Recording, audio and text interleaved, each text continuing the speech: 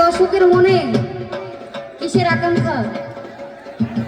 প্রেমের আকাঙ্ক্ষা নাকি নিশের আকাঙ্ক্ষা? কার আকাঙ্ক্ষা?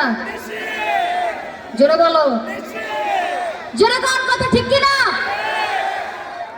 কার আকাঙ্ক্ষা? স্টারলাইট নিশি, স্টারলাইট নিশে। শুনি তো একটু নিশে। আমাদের ক্ষমা করে দে।